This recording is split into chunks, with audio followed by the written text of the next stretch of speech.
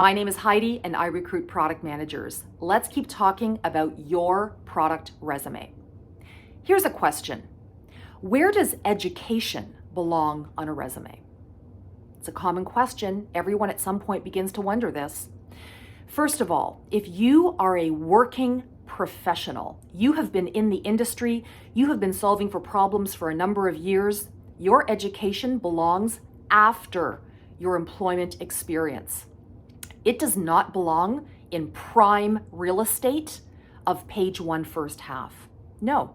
Why? Because the reason you will most likely be selected from the applicants for some level of engagement with a stakeholder is because of what you've done.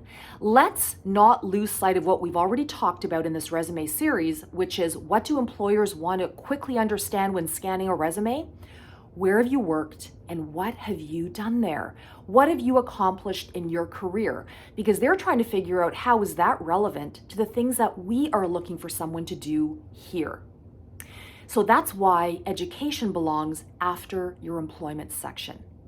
One of the other reasons why it really belongs after your employment section is because the further you move from your year of graduation, there is likelihood that your area of study has nothing to do with what you do today. How many times is that true? I've met so many candidates who, when I look at their education, I think, wow, what did you want to be when you grow up? And how did you end up in product? Because I'm not seeing a connection here. And I love those stories. So that's another reason why education belongs on the bottom of your resume, because it's not even who you are today. Now, let's talk about the fresh graduate. So if you just graduated from university or your field of study, yeah, the resume can have an education section at the top because you don't yet have a lot of real world experience to really speak to. Hopefully you've had some really great internships and mentors, but most likely if someone's going to reach out to you for reasons other than your internships and the potential they see, they might reach out to you because your field of study or the school you attended, that degree that you have, is one which the employer you've applied to loves to hire from. They might have alumni from your school.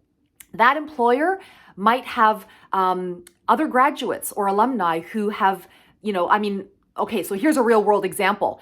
Kitchener-Waterloo University graduates from Waterloo. I mean, my goodness, what a tribe. So a lot of people love to hire folks from that school just because you went there. Same with Western. We've had plenty of clients who will say, and if they haven't graduated from Western, don't even send us the resume. It's true, it happens. So anyways, I hope this has been helpful to you as you think about where does education belong on a resume. If you have any questions or comments about this video or just want to reach out in general, send me a message at heidi@embassit.com or reply in the comments section. We will see you soon in the next video.